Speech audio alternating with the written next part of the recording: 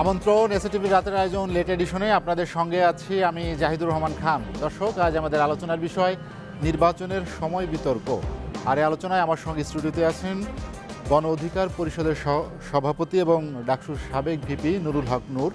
আমার সঙ্গে আছেন বিএনপি চেয়ারপারসনের উপদেষ্টা আতাউর রহমান ঢালী এবং ব্যবসায়ী নেতা বিটিএমই এর সাবেক সহসভাপতি মোহাম্মদ ফজলুল হক। আপনাদের তিনজনকে আমাদের আলোচনায় স্বাগত জানাচ্ছি। আলোচনার শুরুতেই নুরুল হক নূর, আপনার কাছে যেতে চাই। আমরা যেটি নিয়ে শিরোনাম করেছি নির্বাচনের সময় বিতর্ক, অনেকটা মাননীয় প্রধান উপদেষ্টা মহান বিজয় দিবসে জাতির উদ্দেশ্যে দেয়া ভাষণে নির্বাচনের একটি ধারণা দিয়েছেন কবে হতে পারে। ২৬ সালের প্রথমার্ধ পর্যন্ত সেটি যেতে পারে, কিন্তু এটি নিয়েও কি এক ধরনের অস্পষ্টতা রয়েছে কিনা? আপনার কি মনে হয় যে নির্বাচনের যে ধোঁয়াশা সেটি আসলে কাটছে কিনা প্রধান উপদেষ্টার বক্তব্যের পরে? আপনাকে ধন্যবাদ, দর্শকদেরকে শুভেচ্ছা, আমাদের দুই আলোচক সিনিয়র ভাই তাদেরকেও শুভেচ্ছা। নির্বাচনে আমি তো কোনো অস্পষ্টতা দেখি না, বিশেষ করে আমাদের ইউনুস স্যার তো খুব ভালোভাবে কথা বলেন স্পষ্টভাবে, এবং একটা বিষয় লক্ষ্য করেছেন হয়তো যে বক্তব্য দিলে আমাদের গতানুগতিক নেতা কিংবা সরকার প্রধান দায়িত্বশীলদের মতো আপনার লিখিত ডকুমেন্ট পড়েন না, যেটা নিজে ব্রেনস্টর্মিং করে ধারণ করেন, সে আঙ্গিকে কিন্তু স্বতঃস্ফূর্তভাবেই কথা বলেন। তিনি পরিষ্কারভাবেই বলেছেন যে যদি আপনারা নির্বাচন কেন্দ্রিক কিছু সংক্ষিপ্ত সংস্কার চান, তাহলে আগামী বছর অর্থাৎ এই যে এখন ২৪-২৫ সালের শেষ দিকে ডিসেম্বরের নাগাদ একটা নির্বাচন করা সম্ভব। আর যদি আপনারা একটু বিস্তৃত পরিসরে সংস্কার চান, যেটা জন আকাঙ্ক্ষা এবং বিশেষ করে ছাত্র নাগরিকদের মধ্যে প্রত্যাশা, তাহলে আরও মাস ছয়েক সময় লাগবে, এরকম বোধহয় শব্দটি তিনি বলেছেন। তাহলে সেই ক্ষেত্রে আপনার আরও মাস ছয়েক ধরলে আপনার সেটা স্বাভাবিকভাবেই পরবর্তী বছরের জুন পর্যন্ত চলে। আর যেটা আমার মনে হয় যে একটু বিতর্ক হচ্ছে বা অনেকে প্রশ্ন তুলছেন, সেটি হচ্ছে প্রধান উপদেষ্টা জাতির উদ্দেশ্যে ভাষণ দিয়েছেন ১৬ই ডিসেম্বর আমাদের বিজয় দিবসের দিন।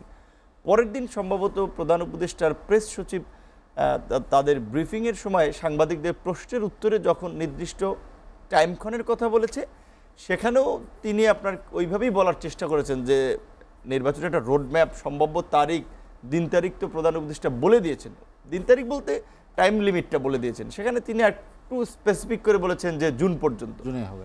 আমি কোনো অস্পষ্টতা দেখি না, বরঞ্চ নির্বাচন নিয়ে এই অস্থিরতাটা যেটা তৈরি হচ্ছে এবং আমাদের মধ্যে বিশেষ করে নির্বাচন কেন্দ্রিক তারা, এইটা আমার কাছে খুব ভালো ঠেকছে না, এই কারণে যে এই মুহূর্তে আসলে আমাদের কনসার্নটা কি হওয়া উচিত যে এই সরকার যতদিন থাকবে, ৬ মাস কিংবা ১ বছর কিংবা ২ বছর যদি থাকে, তাহলে এই সরকারকে কিভাবে স্ট্যাবল করে দেশের এই খাদের কিনারে পড়া অর্থনীতিকে আপনার সচল করা যায়। কারণ পলিটিক্যাল গভর্নমেন্ট আসলেও কিন্তু তাকে সবচেয়ে বড় চ্যালেঞ্জের মুখোমুখি হতে হবে, অর্থনৈতিক চ্যালেঞ্জ, তারপরে কর্মসংস্থানের একটা বিষয়, এবং সবচেয়ে বড় আরেকটি আমাদের সকলের বিবেচ্য বিষয়, এই যে বাংলাদেশের ৫৩ বছর ইতিহাসে একটা যুগান্তকারী পরিবর্তন ঘটে গেল। বাংলাদেশের ইতিহাসে এই ধরনের সরকার পরিবর্তন হয় নাই যে সরকারের প্রধানের বা সরকার পরিবর্তনের সাথে সাথে একেবারে বিভিন্ন ইনস্টিটিউশন প্রধান, সেটা পুলিশ প্রধান, বাইতুল মোকাররমের ইমাম, খতিব থেকে শুরু করে সব পালাই গেছে, এবং ৫, ৬, ৭, ৮ প্রায় ৪ দিন একটা সরকারবিহীন রাষ্ট্র ছিল। খুব বেশি ম্যাচাকার, খুব বেশি বিশৃঙ্খলা, নৈরাজ্য কিন্তু হয় নাই।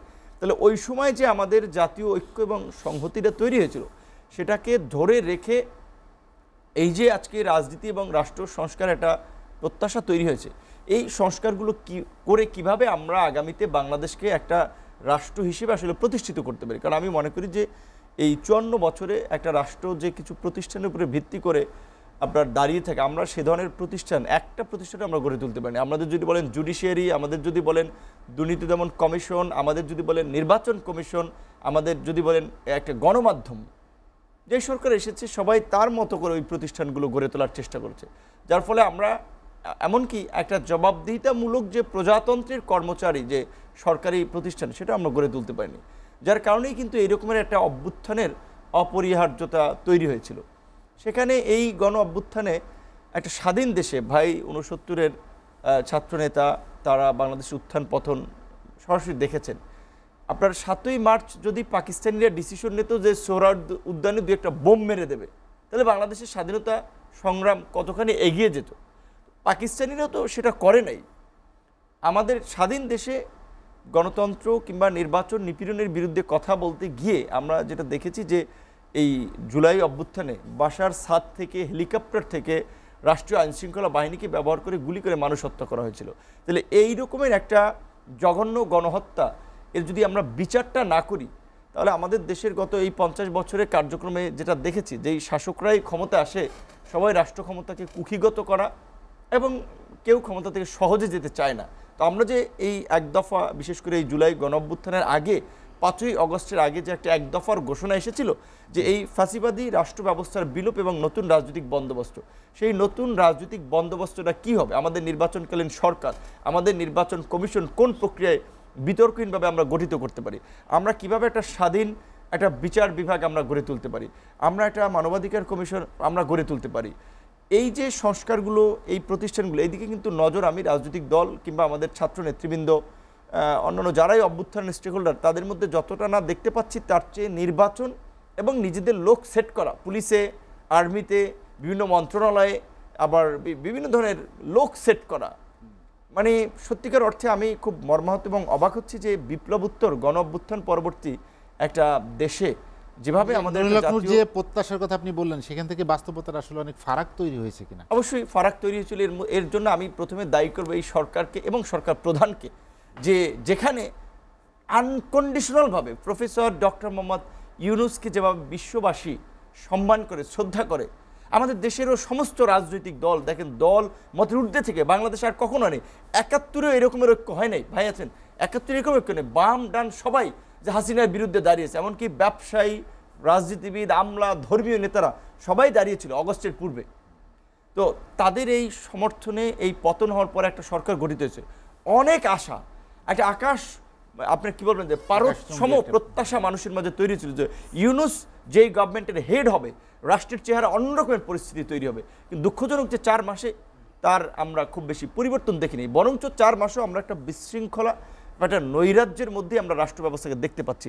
সেখানে আমরা মনে করি যে আমরা বলছিলাম বারবার যে এইটা একটা জাতীয় সংকট, এই সংকট কোনো ব্যক্তি, প্রতিষ্ঠান, দলের পক্ষে এককভাবে মোকাবেলা করা সম্ভব নয়, এইটাকে আন্দোলনের স্টেক হোল্ডারদেরকে নিয়ে জাতীয় সরকার গঠন করেন, 6 মাসের জন্য করেন, 1 বছরের জন্য করেন, তারপরে জাতীয় ঐক্যমতের ভিত্তিতে রাষ্ট্র সংস্কার করে একটা অবাধ, সুষ্ঠু, নিরপেক্ষ নির্বাচনের মাধ্যমে জনপ্রতিনিধিদের হাতে ক্ষমতা দিতে হবে। সরকার কিন্তু ওই জাতীয় সরকার পথে হাঁটলো না। মুক্তিযুদ্ধের পরেও যেভাবে সেই সময় শেখ মুজিবুর রহমানের প্রতি সবার একটা আর্জি ছিল যে একটা ন্যাশনাল গভর্নমেন্ট করার, সে সময় কিন্তু শেখ মুজিবুর রহমান করেন, শুধুমাত্র আওয়ামী লীগের নেতাদেরকে দিয়ে। এমনকি 73 সালে আপনার যে নির্বাচন হয়েছে সেটা আপনারা দেখেছেন, সেই স্বাধীনতার পরে আমাদের এই মুক্তিযুদ্ধের অবিসংবাদিত নেতা শেখ মুজিবুর রহমানকে এমন একটা নির্বাচন করতে হয়েছে, হেলিকপ্টার দিয়ে ভোটের বাক্স নিয়ে আসতে হয়েছে। তো আমরা ইউনূস সরকারেরও 4 মাসের কর্মকাণ্ডে খুব সন্তোষজনক হচ্ছে সেটা আমরা দেখি না, তবে তারপরেও আশা রাখতে চাই কিছুটা। কারণ এই কারণে যে ধরেন এখন সবচেয়ে প্রধান রাজনৈতিক দলকে মানে সাংগঠনিক সক্ষমতা, অন্যান্য অবস্থায় বিএনপি, তারপরে অন্যান্য দল যদি হিসেব করেন এই জামাত, ইসলামী আন্দোলন, গণ অধিকার পরিষদ, এই যে ছাত্ররা, এর একটা স্টেক হোল্ডার, সবাই কিন্তু বলছে যে এই সরকার আমাদের সরকার, এই সরকারকে ব্যর্থ হতে দেওয়া যাবে না। এই সরকার যদি ব্যর্থ হয়, বাংলাদেশ আরেকটা খাদের পড়বে, সেখান থেকে উঠে আসা খুব মুশকিল হবে। এবার তো আমরা রিকভার করতে পেরেছি, যার জন্য প্রত্যাশাটা রাখতে চাই যে এখনো।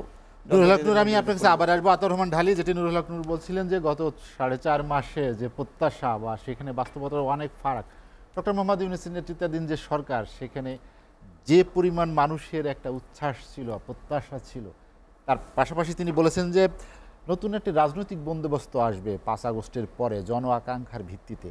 সেই জায়গায়ও, সেই প্রত্যাশার জায়গাও ঠিক পৌঁছাতে পারেনি এখনো সরকার। আপনার কি মনে হয় যে নির্বাচনের যে সময়সীমা দেওয়া হয়েছে বা এই সময় নির্বাচন হবে, তার সময়ের মধ্যে এই জনপ্রত্যাশা পূরণে সংস্কারগুলো করা সম্ভব? ধন্যবাদ আপনাকে, ধন্যবাদ জনাব নূর ও জনাব ব্যবসায়ী নেতা জনাব ফজলুল হক সাহেব। আসলে জনাব নূর খুব ক্যাটাগরিক্যালি জিনিসগুলো, উনি সফলতা এবং ব্যর্থতার দিকগুলি অত্যন্ত চমৎকারভাবে জনাব নূর উঠে আনছেন। যে এই সরকার একটা গগনচুম্বী মানে সমর্থন নিয়ে ক্ষমতায় আসছিল, এই গগনচুম্বী ক্ষমতার মধ্য দিয়ে যেই কাজগুলো এই 4 মাসে করা দরকার ছিল, বিশেষ করে দেখেন দ্রব্যমূল্যের ঊর্ধ্বগতি এবং আইন শৃঙ্খলা পরিস্থিতি। আমি তো মাঝে মধ্যে ভুলে যাই স্বরাষ্ট্র উপদেষ্টা কে, আমি ভুলে যাই, কারণ আমি কোথাও দেখি না কোনো ইন্টারাকশন দেখি না। যেটা সবচেয়ে একটি সরকারের সবচেয়ে গুরুত্বপূর্ণ মন্ত্রণালয় হচ্ছে স্বরাষ্ট্র মন্ত্রণালয়। সেই স্বরাষ্ট্র মন্ত্রণালয়ের যিনি দায়িত্বে, আসলে দুর্ভাগ্য এই জাতির, যারা এই উপদেষ্টা হয়েছেন এই 16 বছরে তারা অনেকেই শেখ হাসিনার বিরুদ্ধে একটা লাইনও লেখেননি। কিন্তু আন্দোলন করলাম আমরা, নূর সাহেবরা জেল জুলুম খাটলো, অত্যাচারিত হইল, আর ওনারা এসা এটাতে বৈশা পড়লেন। এটা কখনোই আসলে, এই কারণে ওনারা যে আন্দোলন সংগ্রামের যে মানুষের যে স্পৃহাটা, ওইটাকে অনুধাবন করা তাদের পক্ষে সম্ভব হচ্ছে না। কারণ তারা তো এই আন্দোলনে ছিল না, তারা তো এই আন্দোলনের সাথে এই উপদেষ্টা পরিষদের 2-1 জন ছাড়া আর কেউ গত সরকারের বিরুদ্ধে একটা লাইন লিখেছে আপনি দেখেন। এবং তারা এই রাষ্ট্রটাকে মনে করে একটা এনজিও ক্রাফট। হ্যাঁ, এটা যে একটা রাষ্ট্র, এবং রাষ্ট্রের যেটা নূর সাহেব খুব চমৎকারভাবে বলছেন যে একটা নতুন ব্যবস্থা আমাদের আনতে হবে। যে এই 53 বছরে যারা যারা রাজনৈতিক দলগুলি যারা শাসন করেছেন তারা বারবার প্রতিশ্রুতি দিয়েছেন, কিন্তু কেউ সেই প্রতিশ্রুতি রক্ষা করেননি। এই গণ অভ্যুত্থানের মধ্য দিয়ে একটা সুযোগ এই জাতির সামনে এসেছিল, এই সুযোগটাকে আমরা কাজে লাগাতে পারতাম। কিন্তু আমার মনে হয় সেই সুযোগটাও কাজে লাগাতে পারবো কিনা এই যে কিছু কিছু অথর্ব মানে উপদেষ্টার কারণে। তারা কি বলে, কি করছে, প্রতিদিন কি কাজ করছে, আমি আসলে জনগণ ওয়াকিবহাল কিনা আমি জানি না। পুলিশের কি কাজ হচ্ছে, গণমাধ্যমের কি কাজ হচ্ছে, আমরা জানি না। তাছাড়া নূর সাহেব একটা কথা চমৎকার বলছেন যে নির্বাচন নিয়ে অস্থিরতা, তাড়া আছে রাজনৈতিক দলগুলোর মধ্যে, বিএনপির মধ্যে। না, রাজনৈতিক দলগুলোর তাড়াটার কারণটা হলো অতি দ্রুত এই সংকট কেটে উঠে একটি পলিটিক্যাল গভর্নমেন্ট যতক্ষণ পর্যন্ত না আসে, political government can understand what's going on, and political government can tackle politically everything. They are not. একটা বিশাল রাজনৈতিক কর্মকাণ্ডের মধ্য দিয়ে একটা সরকার ক্ষমতায় আসার পরে বলে যে আমরা অরাজনৈতিক সরকার। How funny it is. একটা বিশাল গণ অভ্যুত্থানের মধ্য দিয়ে একটা সরকার আসছে, তারা কি কারণে অরাজনৈতিক? তারা যেই কাজগুলো করবে, নির্বাচন, সংবিধান, গণহত্যার বিচার, এই কাজগুলো কি অরাজনৈতিক কাজ? তাহলে তাদের কথা আর কাজের ভিতরেই তো ফারাক রয়ে গেছে। তারা নিজেদেরকে কোনো রাজনৈতিক কর্মকাণ্ডের সাথে জড়াবে না, তাহলে দেশটা সামনের দিকে আগাবে কিভাবে বলেন? আপনি যারা গণহত্যা করছেন তাদের বিচারটা কিভাবে করবেন? এবং তারা কি, তাদের বিচারের আগে কি নির্বাচন হবে?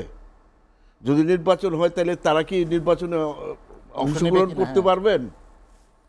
যদি তাদের বিচার না করেন তাহলে তারা কিন্তু নির্বাচন করতে পারবেন। তাহলে এটা কি উচিত হবে?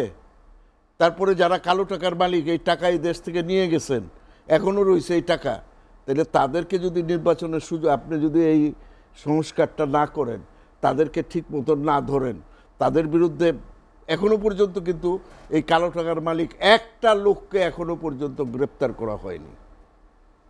এই গণহত্যার সাথে জড়িত সেনা প্রধান বলছে 626 জন নাকি আর্মির কাছে সারেন্ডার করছিল, এবং তাদের ভিতরে 610 জন চলে গেছে। কোথায়? উনি চলে তাদেরকে চলে যেতে দেওয়ার উনি কে? I want to ask this question to mister Walker, who are you? আপনি চলে দেওয়ার কে? আপনি তাদেরকে, তারা পলাইছে কেন? তারা অপরাধ করেছে, তাই তাদেরকে পুলিশের হাতে হস্তক্ষেপ না করে আপনি তাদেরকে পালিয়ে যেতে সহযোগিতা করলেন কেন? তাহলে তাদের সহযোগী হিসাবে আপনারও বিচার হওয়া উচিত। কি নূর সাহেব আমার সাথে একমত হবেন কিনা জানি না। অবশ্যই এখানে আপনার গত কয়েকদিনে কিন্তু আমরা রিপোর্ট দেখলাম যে ওবায়দুল কাদের 3.5 মাস এখানে ছিল। উনি যে বলছে এটা ঠিক যে স্বরাষ্ট্র উপদেষ্টা, তার দাপটে সারা দেশ কাঁপবে, রাস্তাঘাটে আলোচনা হবে, কিন্তু মনে হচ্ছে ঘুমাচ্ছে। কেন ঘুমাবে না? 13 বছর ঘুমায় আসছিলেন, হঠাৎ করে রাত্রে পাইলেন একটা নিশানা, একটা পতাকা পাইলেন। এই যে আমরা আন্দোলন করলাম 28 অক্টোবর থেকে এই যে 7ই জানুয়ারি নির্বাচন এক পর্যন্ত, বিরোধী দলের ৩২,০০০ নেতাকর্মীকে গ্রেপ্তার করেছিল।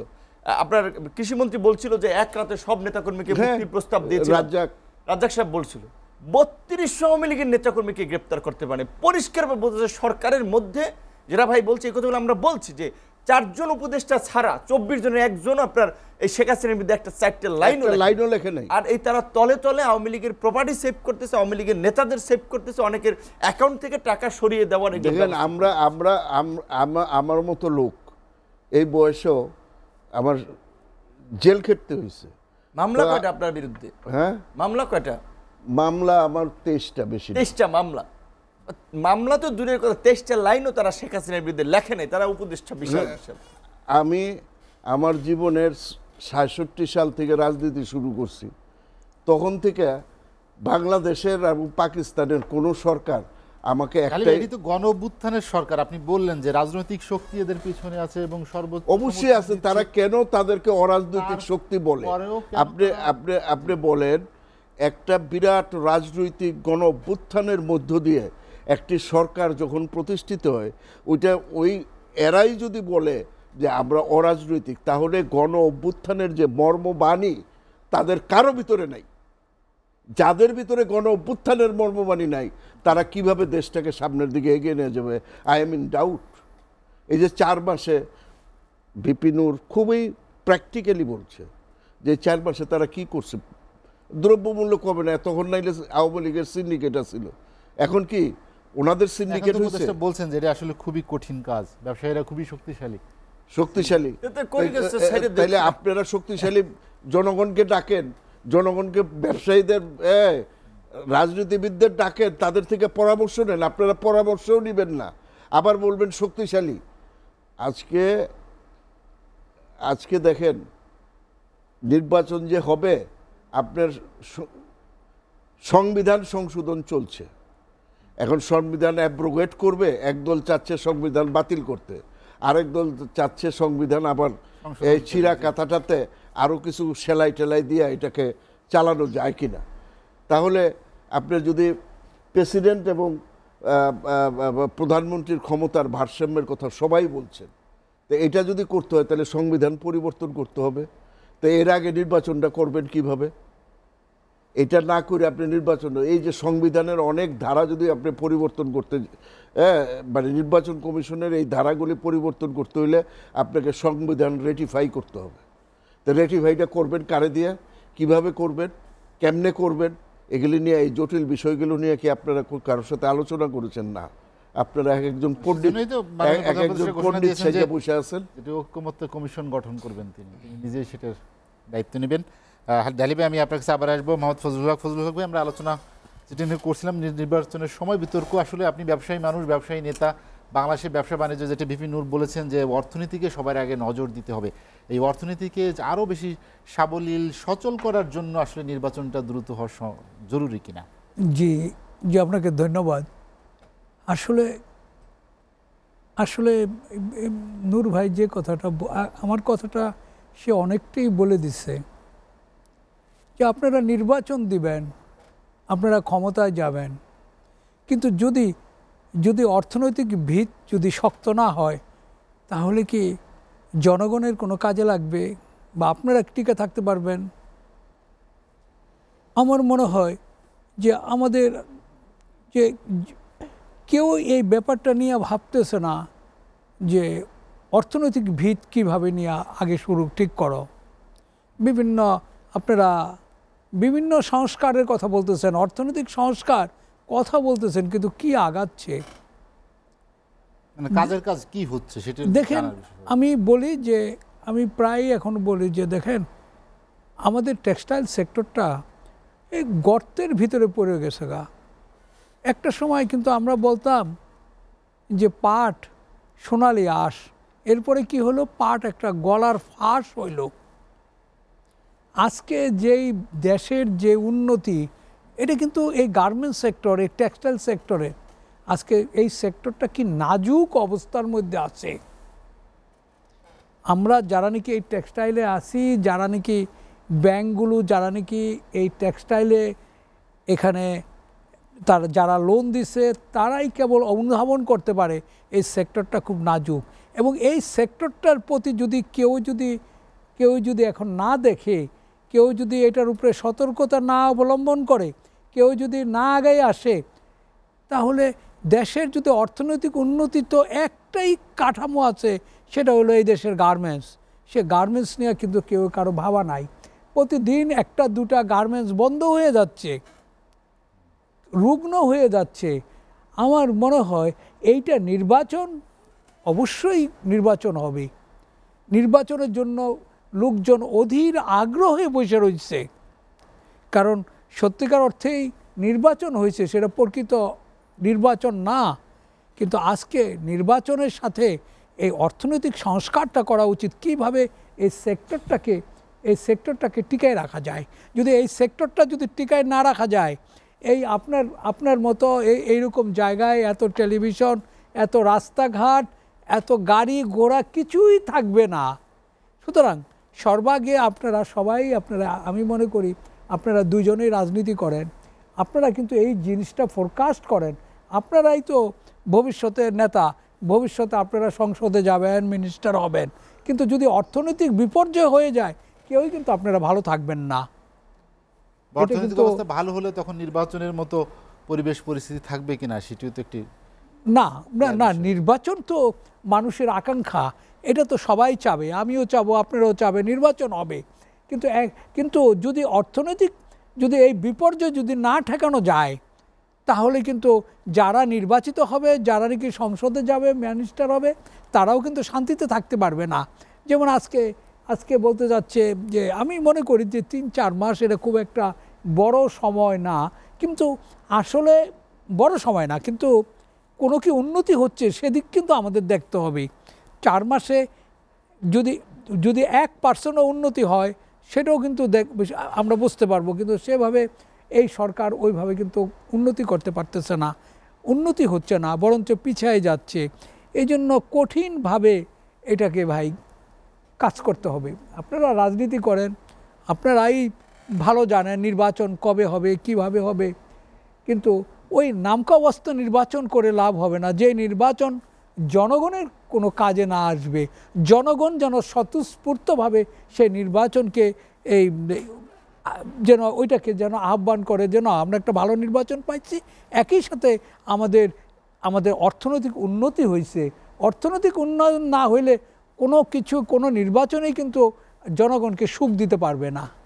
ফজলুল হক ভাই, আমরা একটা বিরতি নিতে চাই, বিরতির পরে আবার আসবো। দর্শক, লেট এডিশনে নিচ্ছে একটা বিরতি, ফিরবো শীঘ্রই, সঙ্গেই থাকুন।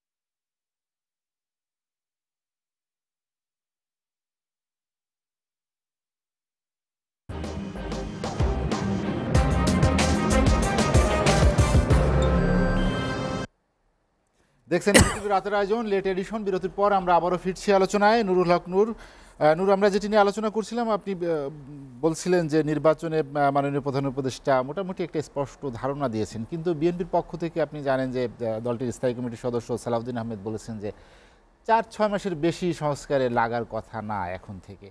এই যে কালক্ষেপণ বা দীর্ঘ সময়, 1.5 বছরের যে একটা সময়সীমা, এটি আসলে গণহত্যার বিচারের পরে নির্বাচন হবে নাকি নতুন কারোর জন্য আমরা অপেক্ষা করছি, সেরকম একটা পরিবেশ প্রতিদ্বন্দ্বিতামূলক করার জন্য চেষ্টা করছি? বিএনপির পক্ষ থেকে বলা হচ্ছে আগামী নির্বাচন অনেক কঠিন হবে, সেই কঠিন প্রতিদ্বন্দ্বী বা কারা, আসলে রাজনৈতিক গতি প্রবাহ কোন দিকে যাচ্ছে? এখানে আমাদের বিশেষ করে এই ছাত্র নেতৃবৃন্দের মধ্যে যে তাদের যে একটা প্ল্যাটফর্ম নাগরিক কমিটি, সেখানকার একজন লিডার বলছিল যে বোধহয় আপনার গণহত্যার বিচার না হওয়া পর্যন্ত আমরা কোনো নির্বাচন চাই না, নির্বাচন হতে দেব না। যারা চায় তারা জাতির শত্রু, এরকম একটা। হ্যাঁ, এটা সঠিক শব্দ এবং বাক্য চয়ন না, এটা তাদের ম্যাচুরিটির অভাব, দূরদর্শিতার অভাব। কারণ আমাদের দেশে বিচারের হইতে জায়গা জমির মামলা 40-45 বছর পর্যন্ত কোর্টে ঝুলে, তাহলে কি আপনি 40-45 বছর নির্বাচন ঝুলিয়ে রাখবেন? হ্যাঁ, এটা যৌক্তিক ডিমান্ড যে গণহত্যার বিচার আমরা চাই, অন্তত মেজর ক্রাইমগুলোর বা বিগ ক্রিমিনালগুলোকে আমরা বিচারের মুখোমুখি করতে চাই। One of the big criminal এই কিলিংয়ের মাস্টারমাইন্ড শেখ হাসিনা, ভারতের সাথে বন্দি বিনিময় চুক্তির মাধ্যমে তাদের সাথে কূটনৈতিক তৎপরতা চালানো যায় যে তোমরা যদি আমাদের সাথে বন্ধুত্বপূর্ণ সম্পর্ক চাও, হাসিনাকে ফেরত দাও। হাসিনা বাংলাদেশের একটা গণধিকৃত মহিলা, ইতিহাসের জঘন্য স্বৈরাচার, তাকে যদি তোমরা প্রোটেক্ট করো তাহলে বাংলাদেশের জনগণের বিরুদ্ধে গিয়ে তাকে প্রোটেক্ট করবে। সো চয়েস ইজ ইয়োর্স, তুমি এই ফ্যাসিস্ট হাসিনার বন্ধুত্ব নিবা না বাংলাদেশের জনগণের বন্ধুত্ব নিবা। ভারতের সাথে এভাবে বার্গেনিং করা যায়, যার ফলে শেখ হাসিনা কিংবা ওবায়দুল কাদের দেশে থেকে আপনার এই 4 মাসে পালিয়ে গেল। এবং আমরা যতদূর পত্রিকায় দেখতে পেলাম, আর্মির গাড়ি, পুলিশের গাড়ি প্রোটেকশন দিয়ে তাকে পালিয়ে যেতে সহযোগিতা করেছে। আমি পরিষ্কার বলছি, স্বরাষ্ট্র উপদেষ্টাকে এই কজ ফাইন্ড আউট করে জাতির সামনে বলে দিতে হবে কোন কোন কালপ্রিটরা ওবায়দুল কাদেরকে, আরাফাতকে, আপনার হাসান মাহমুদকে ঢাকা থেকে যেতে সহযোগিতা করছে। সেটা যদি সেনাপ্রধানও জড়িত থাকে তাকেও বিচারের মুখোমুখি করতে হবে। পুলিশ প্রধান যেই থাকুক না কেন, সেনাপ্রধানকে আমরা বলছি যে উনি একটা ইতিহাসে গুরুত্বপূর্ণ ব্যক্তি হয়ে উঠেছেন, ইতিবাচক রোল প্লে করেছেন, যে গণ অভ্যুত্থানে জনগণের পাশে থেকেছেন।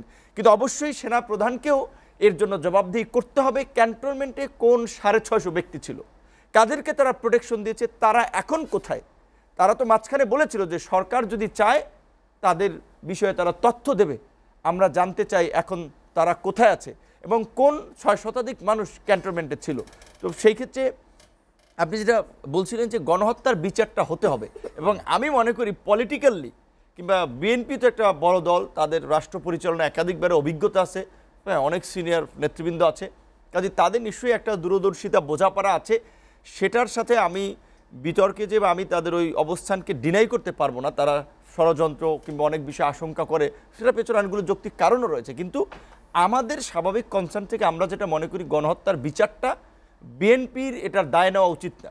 এই গভর্নমেন্টের আমলে যতখানি শেষ করা যায়, পুরোটা কিন্তু শেষ হবে না, যেটা আমাদের এই ছাত্র নেতৃবৃন্দ বলেছিল, এবং যারা এর আগে নির্বাচন যাবে তারা জাতীয় শত্রু, এই ধরনের শব্দ বাক্যগুলোই কিন্তু রাজনৈতিক বৈপরীত্য তৈরি করে ফেলছে। কাজেই এটা বোধহয় আপনার সঠিক না। এবং আজকে আমরা যেটা দেখলাম, সিটি কর্পোরেশন, পৌরসভার কাউন্সিলরদের অনুষ্ঠানে গিয়ে পরে আমাদের ছাত্রদের প্ল্যাটফর্ম নাগরিক কমিটি এবং বৈষম্যবিরোধী ছাত্র আন্দোলন নেতৃবৃন্দ যেভাবে বলেছে যে সিটি কর্পোরেশন এবং পৌর কাউন্সিলররা নতুন দল আসতেছে, সেই দলকে সমর্থন করলে তাদের বিষয়টা বিবেচনা করবে, তাহলে স্বাভাবিকভাবেই বিএনপির মতো একটা আপকামিং পাওয়ার পার্টি, যারা জানে যে নির্বাচন দিলে অনেকখানি জনসমর্থন নিয়ে চলে আসতে পারবে, তারা দেখবে যে তাহলে আপনি সরকারের থেকে পার্টি বানাইবেন, ওই কাউন্সিলর মেয়রদেরকে বরখাস্ত করে আপনি সমাবেশ করে তাদের সমর্থন চাইবেন, এই তো বিএনপি সহ্য করবে না বা সাপোর্ট করবে না।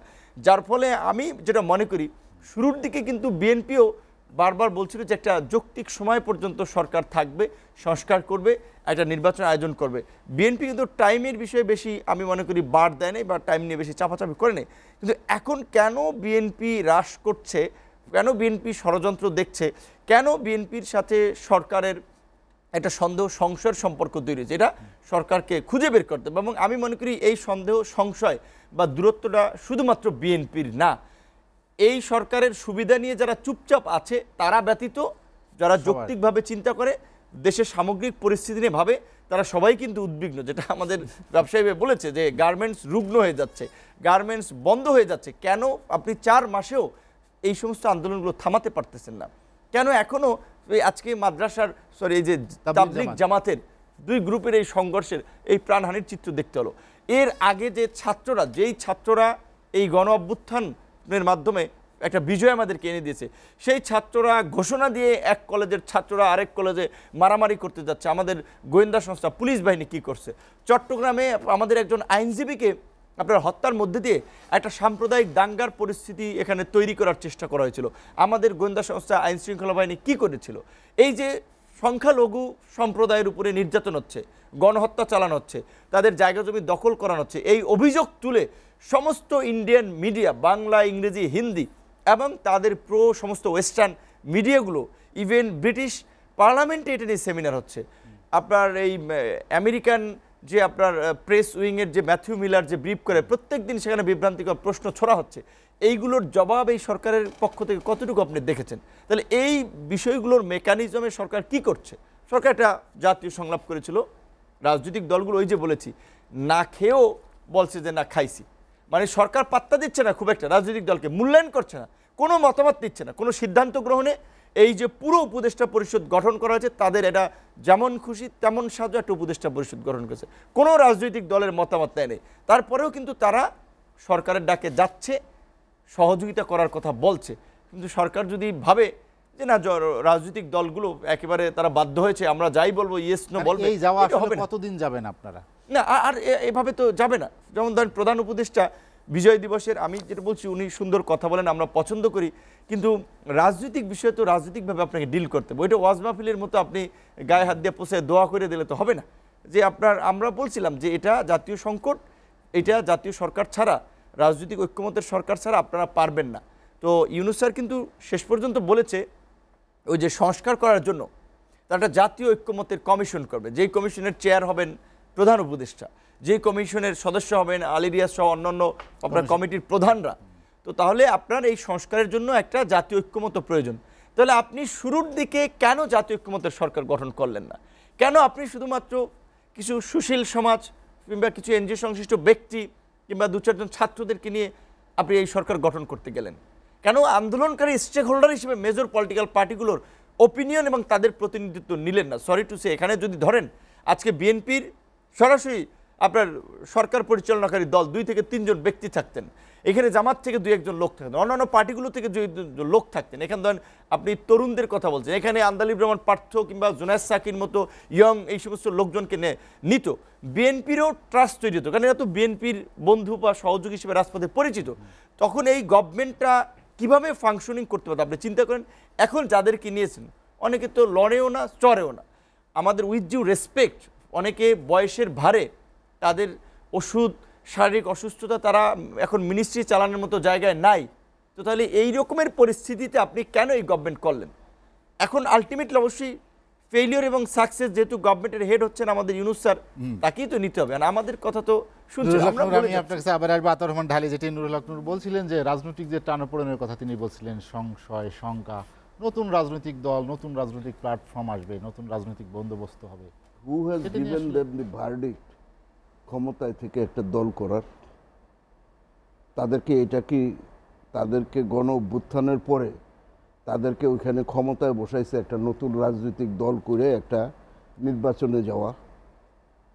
দিস ইজ টোটালি আনএথিক্যাল, সম্পূর্ণ আনএথিক্যাল। এবং ডক্টর ইউনূস সাহেবের মতো উনি সারা জীবন অন্তত ইথিক্যাল স্ট্যান্ডার্ড নিয়ে সারা জীবন কথা বলেছেন।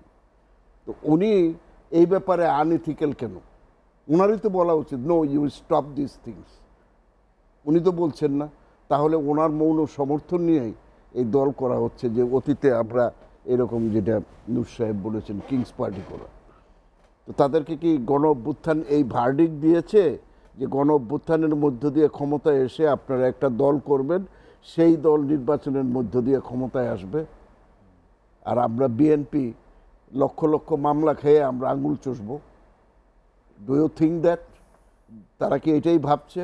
বিএনপি অত্যন্ত গণতান্ত্রিকভাবে অত্যন্ত মর্যাদাপূর্ণভাবে তাদেরকে যে সম্মান, তাদের সামনে যে সহযোগিতা, এটা কিন্তু একটা বিরল। আওয়ামী লীগও বিরোধী দলে থেকে কোনোদিন এই ধরনের মানে সহযোগিতা সরকারকে করে নেই। কিন্তু এটা বিএনপির কিন্তু দুর্বলতা না। বিএনপি এখনও বাংলাদেশের সর্ববৃহৎ রাজনৈতিক দল, এবং শুধু রাজনৈতিক দল না, আন্দোলনে পোর খাওয়া একটা রাজনৈতিক দল। আর বিএনপির নেতা জনাব তারেক রহমান সারা পৃথিবীতে এবং বাংলাদেশে সর্বজন গ্রহণযোগ্য একজন নেতা। তো উনি সন্দেহ করছেন যে সামনে কঠিন সময় আসছে, কিন্তু তারপরেও কিন্তু উনি সরকারের বিরুদ্ধে বা সরকারকে সময় দিতে চেয়েছেন। এইটাকে জনাব তারেক রহমানের দুর্বলতা ভাবাটা এই যারা তত্ত্বাবধায়ক সরকারে বা এই অন্তর্বর্তী সরকারে যারা দায়িত্বে আছেন, এটা খুব ভুল করবেন তারা। এবং তারা অতি দ্রুত, যেটা বিপি নূর সাহেব বলছে, যে অতি দ্রুত তাদের দুর্বলতা থাকতেই পারে, একটা সব সরকারের সফলতা ব্যর্থতা থাকে, তারা রাজনৈতিক দলগুলোর সাথে আলোচনা করতেই পারে, রাজনৈতিক দল থেকে আলোচনা করে তারা পরামর্শ নিতে পারে। এটাতে লজ্জার কিছু নাই, কারণ রাজনীতিবিদদের কাজ হচ্ছে রাজনীতি করা। 5 আগস্টের পরে তো মানুষ এটা পরিবর্তন বা গুণগত একটা পরিবর্তন 5ই আগস্টে আমি মনে করি এখানকার রাজনৈতিক দলগুলো ব্যর্থ হয়েছে। সেদিনই তাদের দাবি করা উচিত ছিল, সব রাজনৈতিক দলগুলোর যারা মানে ফেসিবাদ বিরোধী রাজনৈতিক দলগুলির দাবি করা উচিত ছিল জাতীয় সরকারের কাছে ক্ষমতা হস্তান্তর। এবং তাহলে এই সিনারিওটা আমার মনে হয় আমাদের দেখতে হতো না আজকে। এবং এই সিনারিও আমাদেরকে কোথায় টেনে নিয়ে যায় আমি খুব শঙ্কিত। কারণ বাংলাদেশ নিয়ে যেটা বিপিন নূর সাহেব বলছেন, যে ভারতের মিডিয়া, ভারতের 45টা মিডিয়া আপনার প্রতিদিনই ভুয়া মিথ্যা সংবাদ চালাচ্ছে, এবং বাংলাদেশে একটা মানে এখানে নাকি সাম্প্রদায়িক সংকট আছে, যেটা একেবারেই ভুয়া। এই ধরনের করে ভারতের জনগণকে কি উদ্দেশ্যে মিডিয়া করছে দেখেন, মিডিয়া করছে একটা উদ্দেশ্য, যে ভারত এতদিন ভারতের জনগণ কিন্তু আর যাই হোক সাম্প্রদায়িকতার পক্ষে ছিল না, কিন্তু এই ভারতের জনগণকে আজকে বাংলাদেশের জনগণের বিরুদ্ধে কিন্তু তারা দাঁড় করাচ্ছে। তাদের ভবিষ্যৎ কোনো পরিকল্পনা আছে, সেই পরিকল্পনা বাস্তবায়নের জন্য তারা কিন্তু এটা করছে, তারা চুপ করে বসে নেই। আবার দেখেন আন্তর্জাতিক রাজনীতির পরিবর্তন, আপনার আমেরিকায় নির্বাচনের পরে সেখানে ট্রাম্প ক্ষমতায় আসার কারণে ট্রাম্প স্বাভাবিকভাবেই তাকে ধরা হয় অত্যন্ত চরম চীন বিরোধী একজন ব্যক্তি হিসেবে, একজন রক্ষণশীল প্রেসিডেন্ট হিসেবে, কনজারভেটিভ এবং চরমভাবে চীন বিরোধী। এবং চীনের বিরুদ্ধে যদি তাকে চরম ভূমিকা নিতে হয়, তাহলে আবার তাকে ভারতের উপর নির্ভরশীল হতে হবে। এবং ভারতের উপর যদি তাকে নির্ভরশীল হতে হয়, ভারত তখন সুযোগ বুঝে তাকে বলবে যে তুমি just leave South Asian countries with me, আমাকে এখানকার পুলিশি রাষ্ট্র হিসেবে ভূমিকা পালন করতে দাও। তখন এইটা করা ছাড়া কিন্তু ট্রাম্পের বিকল্প থাকবে না। আপনি দেখবেন ট্রাম্পের যে প্রশাসনে মোস্টলি ইন্ডিয়ানদেরকেই বসানো হচ্ছে, হোয়াইট হাউস থেকে আরম্ভ করে মোস্টলি ইন্ডিয়ান। গোয়েন্দা সংস্থার যিনি প্রধান হয়েছেন তিনি তো, কাজেই এই জিনিসগুলো আমাদের মাথায় থাকা দরকার। এই তত্ত্বাবধায়ক সরকারেরও আমার মনে হয় এগুলো মাথায় থাকা দরকার, এবং এইগুলো নিয়ে তারা একটা জাতীয় ঐক্যের ডাক দিয়েছে, কিন্তু ওই জাতীয় ঐক্য দাঁড়ায় হয় না, সেখানে আলোচনা করে করতে হয়। আমি জানি না নূর সাহেব বোধহয় ওখানে গেছিলেন, আপনাদের সাথে কি আলোচনা করছে আমার জানা নাই, যে এই বিষয়গুলো নিয়ে খোলামেলা, আমার ধারণা মতে এই বিষয়গুলো নিয়ে যে জাতীয় ঐক্য এই কারণে এই পয়েন্টে এই জায়গায় আমরা জাতীয় ঐক্য চাই, আমার মনে হয় ওই আলোচনা হয়নি। ডাক দিয়ে নিয়ে একটু বুকে বুক মিলে এগুলো দিয়ে কিন্তু রাজনীতি হয় না।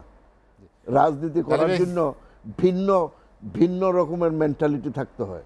আমি আপনার কাছে আবার আসবো ফজলুল হক ভাই, যেটি ঢালি ভাই বলছিলেন যে অনেকটা শঙ্কার কথা বললেন তিনি, যে আসলে ভবিষ্যৎ নিয়ে, বাংলাদেশ নিয়ে, বাংলাদেশের ভবিষ্যৎ, এই যে শঙ্কাটা কেন মনে হচ্ছে? না, আসলে তারা রাজনীতি করে, তাদের দূরদর্শিতা আছে, এটা কিন্তু আমরা ব্যবসা করি, আমাদের দূরদর্শিতা, আমাদের ব্যবসার ভিতরে রাজনীতিকদের দূরদর্শিতা, তারা কিভাবে রাষ্ট্র পরিচালনা করবে, দেশের উন্নয়ন করবে, এটা তারা। এই জন্য আমি বলবো যে সবাই একমতে, হ্যাঁ আমাদের তো নির্বাচন হবে, নির্বাচন কিভাবে সুষ্ঠু হবে, যদি কোনো গঠনমূলক কিছু থাকে সেগুলো সংস্কার হোক, যাই হোক, এগুলো করবে। একই সাথে প্রাধান্য দিতে হবে অর্থনৈতিক, যে এই জিনিসটা একই তালে যাইতে হবে, যে আমরা নির্বাচন করব, নির্বাচনের জন্য সবাই ভাবতেছি, কই কেউ তো অর্থনৈতিক বিপর্যয়ের কথা বলতেছে না।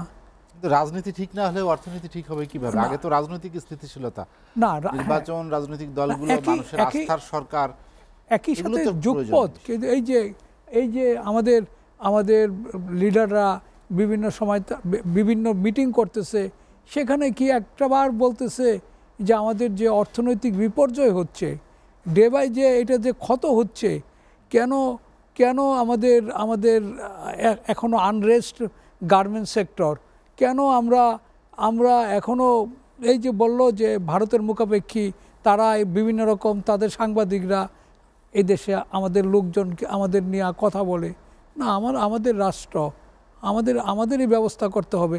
তাহলে যদি ওরকমই, তারা যদি ওরকমই যদি করতে চায়, তাহলে আমরা কেন ভারত থেকে তাদের দ্রব্য আনবো? এটাও তো আমাদের ভাবতে হবে। তারা যদি আমাদের সাপোর্ট না দেয়, তাহলে ব্যবসায়িক সাপোর্ট আমরা তাদেরকে দিতে যাব কেন? আমরা তো স্বয়ং নির্ভর কিছু কিছু সেক্টরে, আমরা কিন্তু স্বয়ং টেক্সটাইল সেক্টর, যেটা নাকি এটা বড় সেক্টর, আমরা কি স্বনির্ভর? আমাদের কিচ্ছু বাইরে থেকে আনা দরকার নাই, সবই আমাদের এখানে হচ্ছে। আমরা এটা দিয়েই আমরা শুরু করব। দেখুক না, এই দেশে যদি ভারত থেকে যদি আমাদের টেক্সটাইল সেক্টরের মাল না আসে, তাহলে কিন্তু তারাও অনেক ক্ষতিগ্রস্ত হয়ে যাবে গা। সেটা তো আপনারা যারা নাকি পলিটিক্স করেন, যারা নাকি আপনারা এই রাষ্ট্র পরিচালনা করবেন ভবিষ্যতে, তারা তো এখন থেকেই আপনারা একটা দিক নির্দেশনা দেন, সোচ্চার হন। আমরা ব্যবসায়ী, আমরা তো আপনাদের মতো এত সোচ্চার দিতে পারি না। এটা আমাদের কাজ না। আমাদের কাজ হচ্ছে এদেশের যে শ্রমিক কর্মচারীদের কিছু কাজের সংস্থান করা, এগুলো হচ্ছে আমাদের কাজ। আমাদের কিভাবে দুর্নীতিগ্রস্ত লোকজনকে, হ্যাঁ আমরাও কিন্তু দুর্নীতিগ্রস্ত লোকদেরকে আমরাও খুব খারাপ চোখে দেখি, ঘৃণার চোখে দেখি। হ্যাঁ, অবশ্যই এদের বিচারও দ্রুত হওয়া উচিত, যে দেশটাকে এরকম ফোকলা করে চলে গেল, এদেরও একই সাথে তাদেরও বিচার হওয়া উচিত বলে আমি মনে করি। আর একটা বিরতি নিতে চাই, বিরতির পরে আবার আসবো। দর্শক, লেট এডিশনে নিচ্ছে আর একটা বিরতি, ফিরবো শীঘ্রই, সঙ্গেই থাকুন।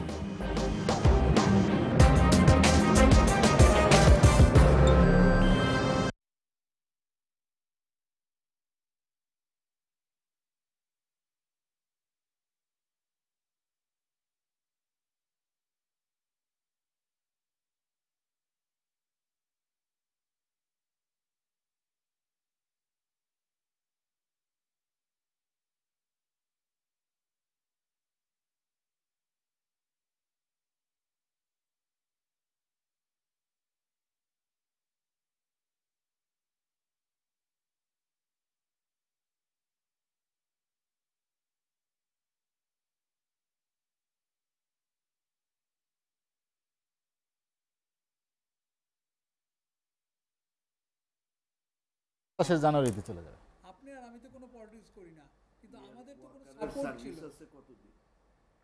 হকারের আছে আর 2 বছর, চেঞ্জ করতে পারে, বাড়াই দিতে পারে গভর্নমেন্ট, চুক্তিভিত্তিক বাড়াই দিল, 2 বছর বাড়াই দিল। হ্যাঁ হ্যাঁ, ওকে, ঠিক আছে। না, ওটা আবার দেখা গেলো বাড়াই দিল 2 বছর, অসুবিধা কি আছে? আর 2 বছর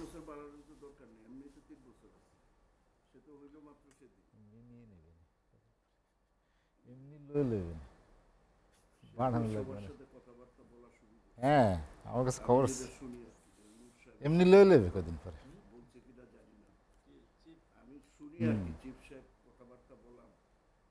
নিয়ন্ত্রণ নাই তো, গভর্নমেন্টের কিন্তু ক্যান্টনমেন্ট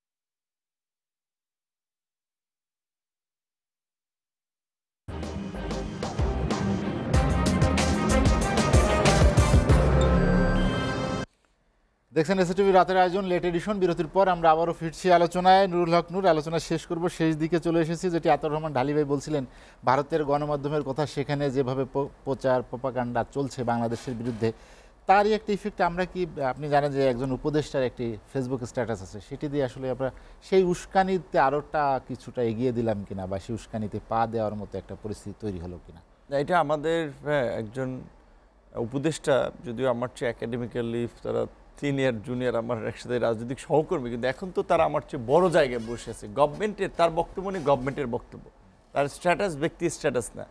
সো সে যে স্ট্যাটাসটা দিয়েছেন, যেটা নিয়ে কিন্তু ওই ম্যাথিউ মিলারের কাছে কোশ্চেন উঠেছে, যেটা আমেরিকা কীভাবে দেখে। এবং এইটা আমি মনে করি যে এই মুহূর্তে বাংলাদেশ এবং ভারতের সম্পর্কের যে টানপূরণ, এর মধ্যে এই ধরনের কথাবার্তা সরকারের জায়গা থেকে না বলাটাই উত্তম ছিল, কারণ এটা প্রকারান্তেই একটা উস্কানিও বটে। আপনার এখন আমাদের বর্তমান পরিস্থিতিতে দেশের মধ্যেই যে জাতীয় ঐক্যটা তৈরি হয়েছিল 5ই অগস্টকে কেন্দ্র করে, সেখানেই ডিভিশন হচ্ছে। আমরা এই মুহূর্তে যদি ভারতের মতো একটা শক্তি, যে যারা বাংলাদেশে 72-এর পর থেকে এই দেশে নিয়ন্ত্রণ করার জন্য এই দেশে ফুটপাতের হকার থেকে শুরু করে মসজিদের ইমাম, মুয়াজ্জিন এবং সচিবালয়ের সচিব, সব জায়গায় যারা তাদের এজেন্ট ঢুকিয়ে রেখেছে, বিকজ বাংলাদেশকে প্রয়োজন তাদের সিকিউরিটি, জাতীয় স্বার্থ বিভিন্ন ক্ষেত্রে। ভারতে কি হচ্ছে না হচ্ছে সেটা নিয়ে ভারতীয় ডিপ স্টেট বা এজেন্সিগুলো যতটা না সক্রিয়, বাংলাদেশে কি হচ্ছে সেটা তার চেয়ে বেশি সক্রিয়। এই গভর্নমেন্টের সাথে এমনিতেই তো সরকারের কিংবা বিশেষ করে এই পরিস্থিতির সম্পর্কটা খুব ফ্রেন্ডলি না, সেখানে বাংলাদেশের দিক থেকে একটা পজিটিভ অ্যাপ্রোচ থাকা দরকার, ভারতের দিক থেকে একটা পজিটিভ অ্যাপ্রোচ, সম্পর্কটাকে স্বাভাবিক করা। সেখানে সরকারই যদি উত্তেজিত করে ফেলে, সেটা কোনোভাবেই কাম্য নয়। এবং এখন যেটা বলছি যে ভারতের এই যে বাংলাদেশ নিয়ে যে কালেকটিভ অপপ্রচার বা প্রোপাগান্ডা, যেটা ঢালী ভাই বলছিলেন যে আগে শাসকদের পলিসি শোষণের নীতি থাকলেও ভারতীয় জনগণের, বাংলাদেশের জনগণের প্রতি একটা সিম্প্যাথি বা বন্ধুত্বপূর্ণ পরিবেশ, যেহেতু সংস্কৃতি, জীবন আচরণ বিভিন্ন ক্ষেত্রে আমরা এক, বিশেষ করে চিকিৎসা এবং এটা দু দেশের অন্যরকম একটা যোগাযোগ ব্যবস্থা, সেখানে আপনার এই ঘটনা কিন্তু ভারতের জনগণকেও বাংলাদেশের বিরুদ্ধে ঐক্যবদ্ধ করেছে, যে না, বাংলাদেশ হিন্দুদেরকে টর্চার করছে, নির্যাতন করছে, নিপীড়ন করছে, এই ন্যারেটিভটা তারা ওখানে প্রতিষ্ঠিত করে ফেলছে, যার ফলে ভারতের জনগণ আগে বাংলাদেশের জনগণের প্রতি যে তাদের অনুভূতিটা, সেটা কিন্তু চেঞ্জ হয়েছে। এটা মোদির সরকারের সফলতা, যে বাংলাদেশের বিরুদ্ধে তারা হিন্দুত্ববাদী ট্রাম্প কার্ড খেলে ভারতের জনগণকে ঐক্যবদ্ধ করতে পেরেছেন, এবং সেটার ইম্প্যাক্টটা ওয়ার্ল্ড ওয়াইড যে ভারতীয় ডায়াসপোরা কমিউনিটি তাদের মাধ্যমেও ছড়িয়ে পড়ছে। তো এই মুহূর্তে এটা আমাদের জন্য ম্যাচিউরড কাজ হয় না। এবং আপনারা যেটা বলছিলেন, যে আমরা যেটা বলছিলাম যে এখন দেশের যে পরিস্থিতি, আওয়ামী লীগ একেবারেই এটা ঠিক যে আপনার ঠুনকো কোনো রাজনৈতিক দল না। শেখ হাসিনা পালিয়ে গেলেও কয়েক লক্ষ ডেডিকেটেড নেতাকর্মী এখন আওয়ামী লীগের দেশে আছে, যে যারা যদি সুযোগ পায় তারা ঝড়ঝাপটা তৈরি করবে। এখন পর্যন্ত তাদের মধ্যে তো গ্রেপ্তার করতে পারে না। আমি যেটা বলছি, টপ আওয়ামী লীগের 100 নেতাকর্মীকে গ্রেপ্তার করছে, 50 জন এমপি গ্রেপ্তার হয়েছে, হয় নাই তো। যেটি প্রধানমন্ত্রী প্রেসিডেন্ট থেকে বলেছেন যে 77 জন, 77 কারা গ্রেপ্তার হয়েছে, এই লাস্ট পার্লামেন্টে যারা ছিল সেই 350 এমপির মধ্যে 77 জন গ্রেপ্তার হয়েছে, হয় নাই। উল্লেখযোগ্য কেউ গ্রেপ্তার নেই, সবাই সেফ এক্সিটে দেশের বাইরে চলে গেছে। এবং সবচেয়ে ভয়ঙ্কর বিষয় হচ্ছে তাদের কাছে যে পয়সা রয়েছে, এই যে 17 বছর যে পয়সা বানিয়েছেন বাংলাদেশে, এখন পর্যন্ত সোসাইটিকে আমরা সেই জায়গায় নিতে পারি নাই যে মানুষ আপনার বিবেক দিয়ে কাজ করবে। 2-1 হাজার করে টাকা দিলে মানুষ আপনার সব ভুলে যাবে, এই ঘটনা অনেক ক্ষেত্রে ভুলে যাবে। এখন আমরা একটা বয়ান, এই গণহত্যার, এই আওয়ামী লীগের অত্যাচার, নির্যাতন, নিপীড়ন, এইটারও যে একটা কালচারাল বয়ান, এইটার যে একটা রাজনৈতিক ন্যারেটিভ, সেটাও কিন্তু আমরা তৈরি করতে পারছি না। আমরা অলরেডি বিভাজনের মধ্যে লিপ্ত হয়ে গেছি। কাজে এখন আমরা যে দাবিটা জানিয়ে আসছিলাম যে আওয়ামী লীগকে আইনগতভাবে নিষিদ্ধ করা, সেটিও কিন্তু হয় নাই। এখন বাংলাদেশের এই বুর্জোয়া স্টাইলের রাজনীতিতে যেটা দেখা গেছে, ধরেন বিএনপির মতো বড় দল, তারা যদি নেক্সট 5 ইয়ার ক্ষমতায় থাকেও, তাদের যে কাঠামো, তাদের যে স্ট্রাকচার, কতটুকু তাদের নেতাকর্মীকে কন্ট্রোলে রাখতে পারবে তারা জানে না। আওয়ামী লীগ কাম ব্যাক করবে উইদিন 5 ইয়ার্স, যদি এই রাজনৈতিক পরিস্থিতিতে আপনার বিএনপির পাশাপাশি আরও একটা ফোর্স যদি সেভাবে গড়ে না ওঠে। এখন কিন্তু সেটা কিন্তু ওইভাবে গড়ে উঠছে না। তো আওয়ামী লীগকেও যদি নিষিদ্ধ না করে, তাহলে ওইটা আওয়ামী লীগ ওই ভ্যাকুয়ামটা নেবে। বিএনপি দেখেন, বিএনপির চেয়ারম্যান পর্যন্ত এখন বলা লাগতেছে, সে বলতেছে আমার কিছু কিছু সহকর্মীরা মনে করছেন আমরা ক্ষমতায় চলে আসছি। প্রকৃত অর্থে আমরা ক্ষমতা আসি নাই, আসতে পারবো কিনা সেটাও জানি না। জনগণ যদি চায় তবে আসবো। কিন্তু এটা ঠিক বিএনপির টপ লেভেলের নেতারা যেভাবে নেতাকর্মীদেরকে সহনশীল করা, জনসম্পৃক্ত বা জনগণের বিরুদ্ধে যায় এমন কাজ না করার জন্য বারণ করতেছে, কিন্তু 17 বছর একটা বড় দল তো ক্ষমতার বাইরে ছিল, নিয়ন্ত্রণ করতে পারছে না।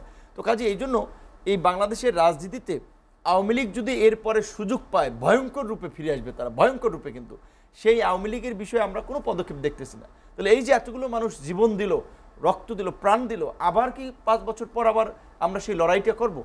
এই রাজনৈতিক বন্দোবস্ত, এই পরিবর্তন, এই বিষয়ে সরকারের কোনো ভাবনা নেই, কোনো ভ্রুক্ষেপ নেই। নুরুল হক নূর, আপনাকে অসংখ্য ধন্যবাদ। হাতে সময় নেই, আমরা আজ আলোচনা শেষ করতে চাই। আতাউর রহমান ঢালি ভাই আলোচনা শেষ করব। নূরের শেষ কথা দিয়ে আপনার কাছে জানতে চাই যে কেন ব্যবস্থা নেওয়া হচ্ছে না, বা সরকার কেন আওয়ামী লীগের বিষয় কি কারেক্টলি বলছেন যে সামনে আসলে যে আওয়ামী লীগের আপনার যেভাবেই হোক 20% ভোট তো তাদের একদম ফিক্সড আছে। অনেকে বলে 30%, আপনি 10% কমায় দেন, তাদের ফিক্সড ভোট আছে। সে আওয়ামী লীগরে আমরা কিন্তু একটি কিছুটা চেঞ্জ হবে এই ঘটনার কারণে, মানুষটা ঘৃণা, ধরেন আমি 10% বাদ দিয়ে দিচ্ছি, তারপরেও তাদের 20% আছে। তারপরে তাদের তো সবচেয়ে বড় ভোট ব্যাংক আছে, 1 কোটি ভোট ব্যাংক আছে। তো সেটার চিন্তা করলে সামনের দিকে এখন আওয়ামী লীগকে যত দেরি করবেন, আওয়ামী লীগ তত আবার ভোটের রাজনীতিতে আস্তে আস্তে ফেরত আসবে। মানুষের দেখেন, এরশাদের বিরুদ্ধে আমরা আন্দোলন করলাম, সেই এরশাদ সেই বছরই 5 সিটে জিতে আসলো। কাজে মানুষের স্মরণ শক্তি, স্মরণ এগুলো করেন না। কারণ আজকে দেখেন বিএনপি বিভিন্ন জায়গায় আমরা বিপদে আছি। সত্যি কথা বলতে কি, আমরা গ্রামে গঞ্জে শহরে সব জায়গায় বিপদে আছি। কারণ এত বছর অত্যাচারের পরে বিএনপির কর্মীরা মনে করছে এই দেশ স্বাধীন হয়েছে, আবার কেউ কেউ দখলদারিত্ব শুরু করছে। এই দখলদারিত্বের কারণে জনগণের কিন্তু আপনার, যদিও আমাদের অ্যাক্টিং চেয়ারপারসন এবং বিএনপির স্ট্যান্ডিং কমিটি এই ব্যাপারে অত্যন্ত দৃঢ় ভূমিকা গ্রহণ করেছে এবং অনেককে দেখেছেন, আমাদের অনেককে সাসপেন্ড করেছে, অনেকের বিরুদ্ধে শোকজ করেছে। তারপরেও জনগণের ভিতরে কিন্তু একটা ভয় কাজ করছে যে এক আওয়ামী লীগকে সরাইলাম, আবার কি দেশে আরেক আওয়ামী লীগ আসলো কিনা। হ্যাঁ, এটা যত বেশি দিন যাবে বিএনপির ভোট ব্যাংক কিন্তু ততই কমবে। এবং সেই সুযোগটাই মনে হয় ছাত্র বন্ধুরা ওই নাগরিক কমিটির মধ্য দিয়ে নিতে চাচ্ছে। তবে এটা আমি মনে করি অত্যন্ত অনৈতিক একটি কাজ। এবং ডক্টর ইউনূস সাহেব যে গভর্নমেন্টের চিফ, ওনার সামনে চেয়ারে বসে একটা দল গঠিত হচ্ছে, এটা ওনাকেই দায়িত্ব নিয়ে এটাকে স্টপ করা উচিত। আদারওয়াইজ এটা ওনার জন্য কিন্তু বুমেরাং হবে একদিন। ঢালি ভাই, আলোচনা শেষ করতে চাই। আপনাকে অসংখ্য ধন্যবাদ। ফজলুল হক ভাই, আলোচনার শেষ দিকে চলে এসেছি। সব মিলিয়ে যে রাজনৈতিক পরিস্থিতি যদি খারাপ থাকে বা রাজনৈতিক পরিস্থিতির উন্নতি না হয়, তাহলে অর্থনীতির উন্নতি আমরা আশা করি কিভাবে? গত 4 মাসের কর্মকাণ্ড কি বলে? না, দেখেন, ব্যবসায়ীরা চায় শান্তি, ব্যবসায়ীরা চায় দেশের উন্নতি। এইটা তাদের কাছে পাওনা। 4 মাসের যে পদক্ষেপ তাতে কি আমরা যেখানে যা ইনভেস্ট করছি সেই ইনভেস্টগুলা টিকা থাক, এটাই তো আমাদের কাম্য। এখন 4 মাস আপনারা যদি বলেন না, 4 মাস খুব দীর্ঘ সময় না। একটা সরকার 4 মাস ধরে আসছে, খুব দীর্ঘ সময় না। আমরা তবে আরেকটু যদি ভালো করতো তাহলে আমরা আরও খুশি হইতাম সাধারণ জনগণ। আরেকটু যদি ভালো হতো, আমরা যদি কিছু দেখতে পারতাম যে যে আজকে 4 মাস আগে গার্মেন্টসগুলো বন্ধ হয়েছে, ওখানে অশান্তি সৃষ্টি হয়েছে, যদি এখন দেখতাম যে কিছুটা কম হয়েছে তাহলে হয়তো আমরা আরও খুশি হইতাম। তো যে কথাটা তো আসলে যারা রাজনীতি করে, যা নূর ভাই আছে, ভাই আছে, তারা এটা আরও সুন্দরভাবে ব্যক্ত করতে পারবে।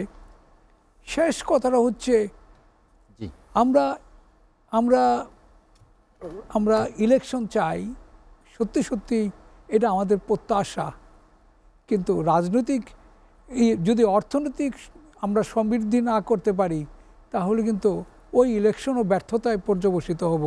উদ্দেশ্য তো আমাদের আমরা একটু ভালো থাকবো, ভালো খাবো, দেশটা একটু সুন্দরভাবে চলবে, এটাই কিন্তু আমাদের দেশের মানুষের উদ্দেশ্য। এবং আমরা যারা নাকি ব্যবসায়িক, যারা নাকি ইনভেস্টমেন্টগুলো করছি, তাদের আমরা যেন ইনভেস্টমেন্টগুলা যেন টিকায় রাখতে পারি, এটাই হচ্ছে আমাদের প্রত্যাশা। ফজলুল হক ভাই, আপনাকে অসংখ্য ধন্যবাদ। আতাউর রহমান ঢালী এবং নুরুল হক নূর, আপনাদেরকেও অসংখ্য ধন্যবাদ। দর্শক, জানিয়ে রাখি লেট এডিশন পুনঃপ্রচার হয় সকাল 8টায়। আজ এ পর্যন্তই। ভালো থাকুন, সুস্থ থাকুন, এসটিভির সঙ্গেই থাকুন।